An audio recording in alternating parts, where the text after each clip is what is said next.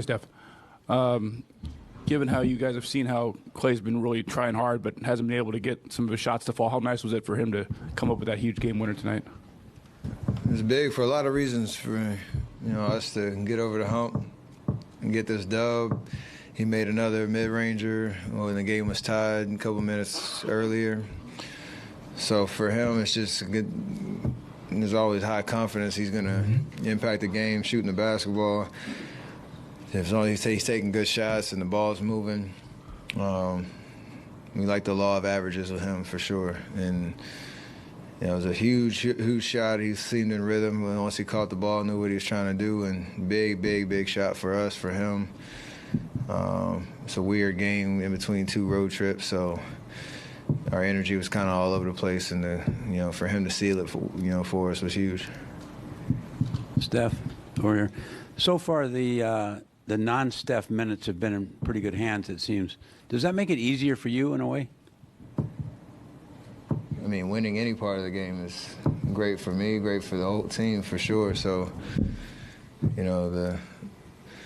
the sample size as we go through the year with the different lineups that we throw out there, we talked about it a lot. CP's helped us so much in terms of organizing us, and that, especially in that second unit, and gives us. Not only are they, I talked about not only they're protecting leads, like they're building on it, and usually our starting lineup is kind of the showpiece on plus minus and all that, and I think we're a little behind pace, and they've done a great job of, especially on the road, like those have been huge kind of momentum killers for us in the past, and they've been doing an amazing job.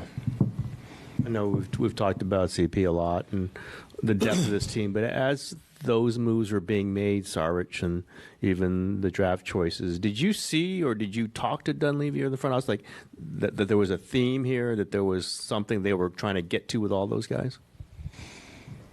I mean, there was a check-in before the trade, but other than that, nobody needs to hold his hand doing his job. It's just, he passed the baton from Bob, who did an amazing job for over a decade, and we've had some kind of ups and downs with that over the years with developing guys and bringing the right combination of vets and young guys in, and I think we talked about it at the beginning of or at the end of the summer, beginning of training camp, like the pieces kind of on paper look like they fit a little better, and getting the depth and the experience that we have.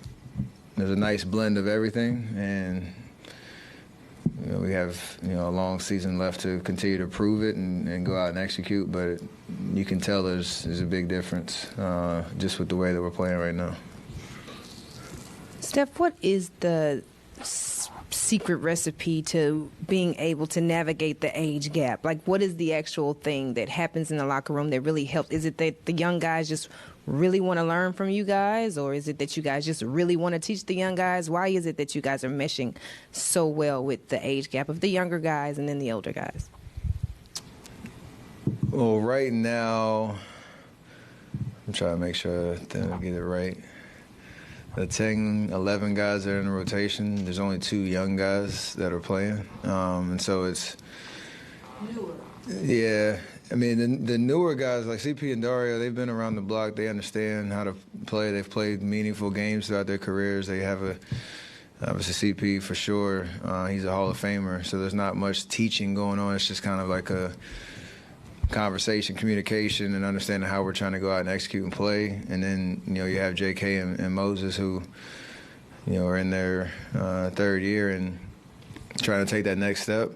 And they have a very specific role. It doesn't demean their value. It's just a very specific way that they can impact the game on both ends of the floor. So, for us vets, it's like you want to be proactive in coaching and advising and being a presence for them. They ask questions and all that along the way. We obviously have to continue to worry about ourselves and our performance, which is a nice balance there, but none of it we're not going to win anything unless we have that combination show itself night in, night out. And 5 games in, it's a good start. Steph, has the addition of Dario been as seamless as it appears from the outside, I guess? I mean, he just seems to step on the court and be a playmaker on both sides. And if his shot isn't falling, he said, I'll just, not worry about it, and Chris will CP3 will continue to find me. It's great that they've played together before, so they have a good communication and chemistry. I think we were playing pickup before training camp, and somebody swung it to him in the corner, and I was up the floor on the wing, and he didn't even hesitate and did a DHO with me, and I didn't have to say anything. It's like just a high IQ basketball play, and you can tell he's been playing professionally for a long, long time, and is very skilled. And when he's making shots, it's a huge bonus for us. It was a huge difference tonight, the way they were defending us, and what they were trying to take away. So him being able to space gave us some good looks, and he knocked down some big shots. He's been playing some bigger guys at the 5 and trying to hold it down for us down there in the paint. So he's just a true professional. He's one of the quieter ones in our group, but he's the one that he just shows up, does his job, and it looks like he's having fun. And I know it sounds silly to say, what makes Chris so good at having a knack for finding people. He's been doing it for decades, but what is it that he just knows where his teammates are going to be? How does he do it? You have to ask him. We've been playing against it for years. Nobody's ever going to speed him up or rush him. Even 19 years in, he's still got a knack for It's just overall court vision. It's insane.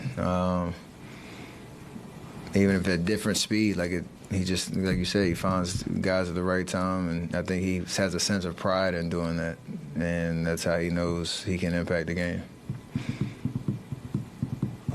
Hi, Stan from China Migu. Tonight they double you a lot, but on the last 40 seconds we were down by 1. You make a quick ISO, and then we scored. Is that part of a plan, or you just see there's no double, you just go score it? That was one time I've gotten space in the middle of the floor. They were trapping all over the place. We kind of expected that for most of the game. And in that scenario, we're down 1. I think it was 40-ish seconds when we got the ball. I kind of had the bonus of it being a 2-for-1 situation, where if I could get a good shot quick, then make or miss, we're still in the game. Thankfully, it went in. Sabonis hits a banker from the top of the key, and that momentum kind of shifted. But we obviously had one last possession to seal the game, and Klay knocks it down. So everything kind of worked out in terms of managing the clock in that scenario, and so that we had those 2 possessions to their 1, and thankfully 2 shots went in. Yeah. Steph, I got 2 questions for you. I forgot one of them, but the second, I think I forgot 2. I make you nervous. I know, it's okay. I make you nervous. So Draymond said the chemistry was the opposite of good last year. And it's better now. Did you do anything to kind of set the tone for that, to calculate it, or is it just a byproduct of having a bunch of old guys? Wow. I think he also said, or tried to define us as not the opposite of young, but somewhere in between. Just a nice play on words.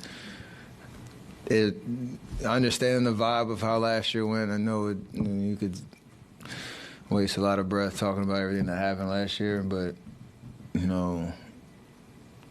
the way that the season ended and what happened over the summer, I think that the times that we got to spend together as a group, the 2 or 3 times we all got together were huge, so that you could kind of get the elephants out the room of CP joining our team, and like you said, some of the other vets that we had coming in, Corey.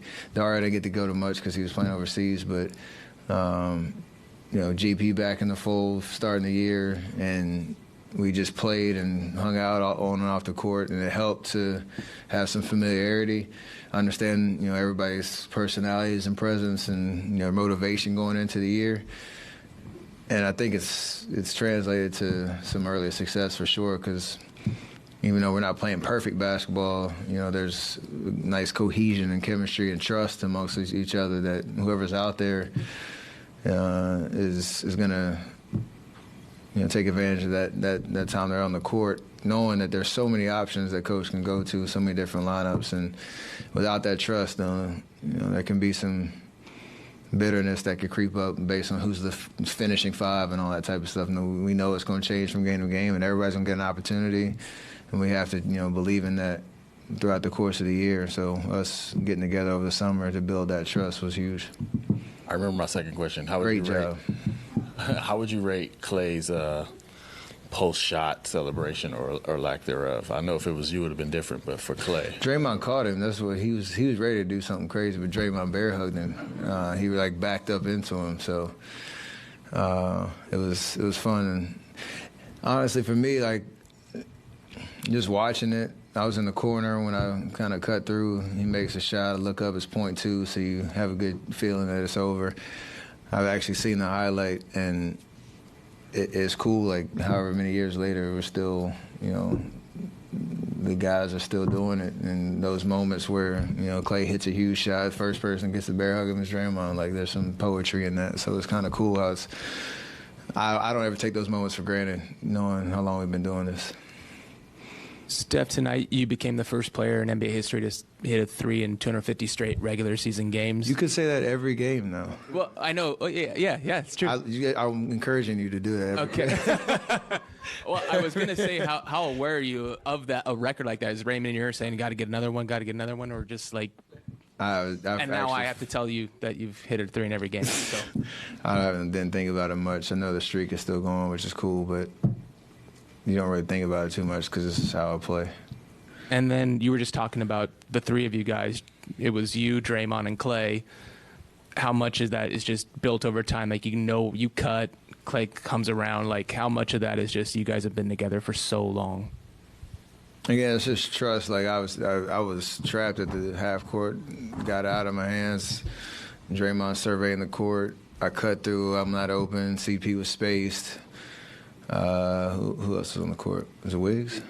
Oh, GP was out there, yeah. So he's in the dunker and Klay's on the other wing, and somebody's going to get open because as long as we don't turn it over, we usually get a good shot. I know I turned it over a lot tonight, but in that type of moment, there was a kind of a calmness of just, I sometimes might try to force a shot there, but you see how the defense is playing, you get rid of it. Klay cuts at the right time down the middle. We got trust in that shot, too. So everything kind of worked out beautifully considering how they defended us. Another three-point numbers question. How much do you think at all about getting 402 threes again, or maybe more than that? Do you think it's possible? Is it on your mind at all? No, it wasn't on my mind. I think it's possible for sure. It's just a matter of since what year was that? 2016. Yeah. I've had a lot of injuries and stuff that just kill your games played, so it's not really a conversation at that point. But I know if I played 70 plus, there's a good shot at it. Before I did 400, I didn't think it was possible, and I think I said that whole year, and then it ended up happening. So, believe it's possible for sure. You're averaging a little bit more than you did that time, but you started off super fast that season too. Yeah, long way to go. I'm gonna keep shooting though. You know that. Cool. That it? Thank you for that.